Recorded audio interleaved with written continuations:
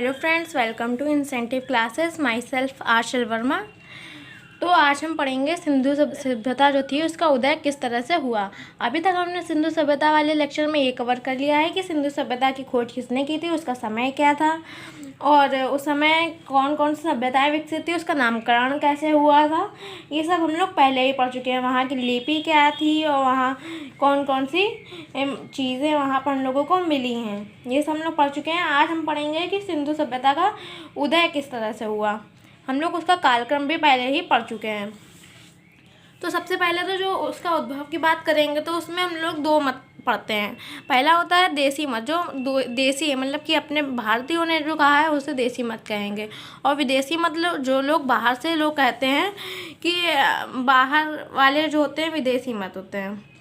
ठीक है, तो जैसे कि देसी मत में हम पढ़ेंगे कि देसी मत जो थे, यहाँ के जो लोग थे वो कहते थे कि हमारी स्थानीय सभ्यता है, हम लोगों ने किसी की कॉपी नहीं की है। और विदेशी कहते थे कि जो हड़प्पा सभ्यता है वो मेसोपोटामिया की कॉपी की गई है। विदेशी लोग ऐसा क्यों कहते थे? क्योंकि जो मेसोपोटामिया में जो चबूतरे की डिज़ाइन हो गई और गेटों के खुलने का तरीका, ये सब जो है हम लोगों का मेसोपोटामिया से कुछ कुछ मैच होता है। तो और मेसोपोटामिया की खोज पहले हुई थी हड़प्पा से, इसलिए लोग कहते हैं, विदेशी मत कहता है कि आपने जो हड़प्पा सभ्यता है उसने कॉपी की थी मेसोपोटामिया की। लेकिन जो देसी मत होते हैं वो कहते हैं कि हमने किसी की कॉपी नहीं की। हम क्यों कॉपी करेंगे, क्योंकि बल्कि हमने जो मेरी कॉपी की गई है, हमने किसी की कॉपी लेकिन नहीं की है। हमारी जो सभ्यता है वो स्थानीय ही सभ्यता है। इसी आधार पर जैसे मेसोपोटामिया और हड़प्पा सभ्यता, इनका हम जब कंपैरिजन करेंगे तो हमको पता चलेगा कि इनमें क्या क्या डिफरेंस होता है और किस तरह से ये दोनों एक दूसरे से अलग हुई हैं। जैसे कि ये बात कर लेंगे मेसोपोटामिया की और हड़प्पा सभ्यता की, तो जो इसकी लिपि है वो अलग है। जैसे कि मेसोपोटामिया में जो लिपि यूज़ हुई है वो कीलाक्षर लिपि है। कौन सी लिपि है? कीलाक्षर लिपि। लेकिन जो सभ्यता हम लोगों की हड़प्पा सभ्यता है उसमें जो लिपि यूज़ हुई है वो होती है भाव चित्रात्मक। जो हड़प्पा सभ्यता में लिपि यूज़ हुई है वो भाव चित्रात्मक है, जबकि मेसोपोटामिया में जो लिपि होती है वो कीलाक्षर लिपि होती है। इसी बात पे हम लोग नेक्स्ट पॉइंट पे आते हैं, नगर नियोजन की बात करते हैं कि यहाँ का नगर नियोजन कैसा था और हड़प्पा का कैसा था। तो जो मेसोपोटामिया है वो कम विकसित था, इसलिए इसका ज़्यादा महत्व नहीं है। जबकि जो हड़प्पा मिलता है तो हड़प्पा एक नगर विकसित है, जो है इसके नगर विकसित है, इसको नगरीय सभ्यता भी बोलते हैं। ये अधिक विकसित थी, अधिक अच्छी तरह से यहाँ पर लोगों का रहन सहन था, नगर की तरह था बिल्कुल। तो ये अधिक विकसित सभ्यता है। ईंटों की बात करेंगे तो यहाँ जो मेसोपोटामिया में ईंटें मिली हैं वो हम लोगों को कच्ची ईंटें मिली हुई हैं, इसी से पता चलता है कि कम विकसित है।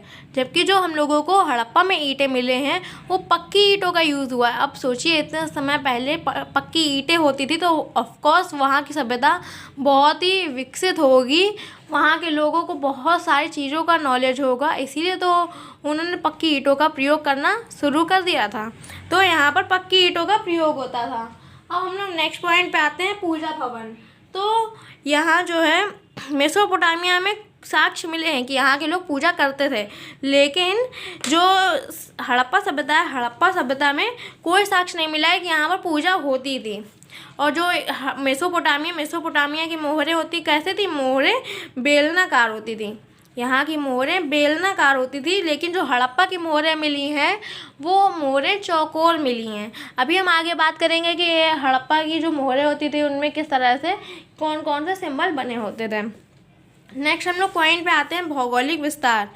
ठीक है, तो हड़प्पा सभ्यता का जो भौगोलिक विस्तार था वो भी काफ़ी बड़े क्षेत्र में था। ओके, तो यहाँ पर ही जो है इसके स्वरूप की बात करें तो ये त्रिभुजाकार आकृति में फैला हुआ था। ओके, और इसके पहले जो इसका क्षेत्रफल हम लोगों को मिला है वो 13 लाख वर्ग किलोमीटर का था, बल्कि जो अब वर्तमान में हो गया है, बढ़कर हो गया है 20 लाख वर्ग किलोमीटर। जैसे जैसे हम लोगों को क्षेत्र मिलते जाते हैं वहाँ का एरिया भी बढ़ता जाता है। अब यहाँ सिंधु सभ्यता के जहाँ जहाँ साक्ष्य मिलते हैं वो हो जाता है सिंधु घाटी सभ्यता का क्षेत्र है। तो पहले क्या था, 13 लाख वर्ग किलोमीटर था, जो अब की 20 लाख वर्ग किलोमीटर हो गया है। ओके, देन नेक्स्ट पॉइंट है आज़ादी के बाद अधिकांश खुदाई भारत में हुई। ऑफ कोर्स, क्योंकि यहाँ पर ही सरस्वती नदी यहीं बहती है और सरस्वती नदी के किनारे हम लोगों को बहुत सारे ऐसे साक्ष्य मिले हैं जहाँ से हम लोगों को हड़प्पा सभ्यता के बारे में पता चलता है। तो हड़प्पा ये सरस्वती नदी के पास हो गई, गुजरात में हो गया और यूपी में और दादरा नगर महाराष्ट्र की साइड काफ़ी ऐसे क्षेत्र हैं जहाँ पर हम लोगों को सिंधु घाटी सभ्यता के बारे में कुछ ना कुछ साक्ष्य मिले हैं और वैसे ही उनका क्षेत्र विकसित हो जाता है। और पाकिस्तान में तो केवल पाकिस्तान में और अफगानिस्तान के साइड ही मिले हैं और ज़्यादा तो क्षेत्र मिले नहीं हैं। तो ज़्यादातर खुदाई जो हुई है वो भारत के हिस्से में हुई है। और सबसे ज़्यादा क्षेत्र कहाँ मिले हैं, वो गुजरात में मिले हैं। 80% क्षेत्र हम लोगों को गुजरात में मिले हैं, तो सरस्वती नदी के पास से। ओके, नेक्स्ट पेज पे हम लोग आते हैं। जब क्षेत्रफल के आधार पर अगर हम लोग इन लोगों का विस्तार पढ़ेंगे कि सबसे बड़ा क्षेत्र कौन सा है, तो सबसे बड़ा क्षेत्र है मोहनजोदाड़ो। सबसे बड़ा क्षेत्र है मोहनजोदाड़ो। और नेक्स्ट आता है हड़प्पा, फिर राखीगढ़ी और फिर धौलावीरा। लेकिन ये हम लोग किस समय की बात कर रहे हैं, ये जब हम लोगों को क्षेत्र मिलना शुरू हुए थे, साक्ष्य मिलना शुरू हुए थे, उस समय के आधार पर तो ये है। लेकिन अभी हम लोग प्रेजेंट टाइम की बात करें तो अभी हम लोगों ने देखा है कि राखीगढ़ी जो है वो सबसे बड़ा जो है क्षेत्र माना गया है। अब करंट में अगर आपसे ये क्वेश्चन पूछा जाता है कि सबसे बड़ा क्षेत्र सिंधु घाटी सभ्यता का कौन सा है, तो आप राखीगढ़ी पे ही टिक करें अगर राखीगढ़ी ऑप्शन में हो तो। ओके, एंड नेक्स्ट विशेषताओं पर हम लोग बात करेंगे। तो वहाँ के जो क्षेत्र थे वहाँ की क्या विशेषताएं होती थी, वहाँ का नगर नियोजन कैसा होता था, वहाँ की आर्थिक व्यवस्था, राजनीतिक व्यवस्था और किस तरह से वहाँ के घर होते थे, इस बारे में हम लोग बात करेंगे अब। तो सबसे पहले तो ये कि यहाँ के जो नगर होते थे, जैसे कोई भी नगर होता था उसमें दुर्ग बनाए जाते थे। अब दुर्ग क्या होता है, दुर्ग मतलब होता है एक टीले के चारों तरफ जो है किले और एक टीले पे होना स्थित, टीले को हम लोग दुर्ग बोलते हैं। ओके, तो किसी भी जैसे कोई क्षेत्र है उसके 2 पार्ट होते थे, ठीक है, 2 भागों में बांटा जाता था। एक हो जाता है पश्चिमी और दूसरा हो जाता है पूर्वी। जो पूर्वी हो जाता है उसके वो नीचे की तरफ होता था। पूर्वी में छोटी जाति के लोग रहते थे, वो नीचे की तरफ होता था। और जो वो होता था पश्चिमी सिरा, वो होता था दुर्ग, तो उसमें उच्च जाति के लोग रहते थे, जैसे पुरोहित हो गए और बड़ी कास्ट हो गए, पंडित लोग हो गए, ये सब लोग कहाँ रहते थे, ये दुर्ग के उच्च सिरे में रहते थे, राजा हो गए ये सब लोग। तो ये ऐसे हम लोगों ने मोस्टली ऐसी जगह साक्ष्य मिले हैं जहाँ पर किसी भी जगह को 2 पार्टों में डिवाइड किया जाता था। लेकिन जो धौलावीरा है इसको 2 पार्ट में ना डिवाइड करते हुए 3 पार्टों में डिवाइड किया गया है, उत्तर, मध्य और निम्न। ओके, उत्तर, मध्य और निम्न में। तो ये हो जाएगा एक अपवाद इसका कि इसको 2 भागों में सबको बांटा जाता था, लेकिन धौलावीरा को 3 पार्टों में डिवाइड किया गया है। नेक्स्ट पॉइंट है पश्चिमी भाग दुर्गीकृत होता था। दुर्गीकृत मतलब होता है कि चारों तरफ किलेबंदी करवा देना, जिससे कि कोई भी अनजान इंसान वहाँ ना आ पाए, किलेबंदी करवा देना, उसी को दुर्गीकृत बोलते हैं। तो सारे जो पश्चिमी होता था, जहाँ यहाँ पर अच्छे लोग, बड़े लोग रहते थे और रईस लोग रहते थे, पुरोहित लोग रहते थे, तो यहाँ का जो भाग था उसको दुर्गीकृत किया जाता था। तो इसीलिए यहाँ पर किया जाता था क्योंकि यहाँ पर बड़ी उच्च जाति के लोग रहते थे और ये वाला दुर्गीकृत नहीं किया जाता था। लेकिन इसका अपवाद क्या है, चंदहुदड़ो में कोई भी दुर्गीकृत नहीं था, कोई भी पार्ट दुर्गीकृत था ही नहीं वहाँ पर। अब वहाँ दुर्गीकृत क्यों नहीं था, इसलिए कह सकते हैं वहाँ के दुर्गीकृत नहीं था क्योंकि वहाँ के पर हम लोगों को किस किस चीज़ के साक्ष्य मिले हैं, वहाँ पर मनके का कारखाना मिला है, लिपस्टिक मिली है, आभूषण का कुछ साक्ष्य मिले हैं, काजल, कंघा, उस्तरा, मिट्टी की पकी हुई पाइपें, ये सब हम लोगों को वहाँ पर मिला है। तो हम लोग ये कह सकते हैं कि ये एक तरह का मार्केट था, क्योंकि यहाँ पर अगर ये सब हम लोगों को मिला है तो ये एक तरह का मार्केट है, क्योंकि यहाँ पर हर चीज़ मिली हुई है और मार्केट था। तो अगर हम लोग उसको दुर्गीकृत कर देंगे तो वहाँ पर ज़्यादा लोग नहीं आ पाएंगे, खुला व्यापार नहीं कर पाएंगे, इसलिए यहाँ का पार्ट दुर्गीकृत नहीं है। इस तरह से हम लोग याद कर सकते हैं कि चंदहुदड़ो में कोई भी भाग दुर्गीकृत नहीं था, मतलब पश्चिमी भाग दुर्गीकृत नहीं था। और इसमें कौन सा है, धौलावीरा। धौलावीरा को 3 पार्ट में डिवाइड किया गया है।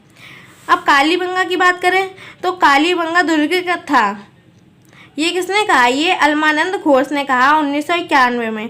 कालीबंगा है जो वो दुर्ग का था। और कालीबंगा से हम लोगों को खेती के प्रमाण मिले हैं। कालीबंगा से खेती के प्रमाण मिले हैं, अग्निकुंड के प्रमाण मिले हैं, वैदिकाएँ मिली हैं, जुते हुए खेत मिले हैं और शवाधान मिले हैं। लेकिन जो कालीबंगा है उसके दोनों पार्ट दुर्गीकृत थे। पश्चिमी और पूर्वी दोनों पार्ट को दुर्गीकृत किया गया था। अब सोचने वाली बात है कि वहाँ कालीबंगा जो है उसमें दोनों पार्टों को दुर्गीकृत क्यों किया गया है। तो हम ये कह सकते हैं कि यहाँ पर खेती के प्रमाण मिले हैं। तो हम लोग ये भी हो सकता है कि कोई भी जानवर हो गया ये सब वहाँ पर ना घुस पाए ईजिली, इसलिए इसके दोनों पार्टों को दुर्गीकृत कर दिया गया है। अब लोथल की बात करें तो लोथल एक साथ दोनों भाग दुर्गीकृत हैं। लोथल में क्या है, ये अलग अलग नहीं बल्कि एक साथ ही दोनों भाग दुर्गीकृत हैं। तो ये तरह इस बात से आप ये याद कर सकते हैं। यहाँ की जो सड़कें होती थी वो समकोण पर काटती थी। यहाँ की जो सड़कें होती थी वो समकोण पर काटती थी। आज भी हम लोग सड़कें समकोण पर ही काटती हैं। यहाँ दरवाजे, गलियाँ और जो दरवाजे होते थे और खिड़कियाँ होती थी वो गलियों में खुलते थे। तो क्यों गलियों में खुलते थे ये तो नहीं पता, लेकिन जो इसका अपवाद है वो है लोथल। क्योंकि लोथल एक हम लोगों ने पढ़ा है कि लोथल में बंदरगाह पाए जाते थे। काफ़ी बड़ा एक यहाँ पर लोथल में बंदरगाह था।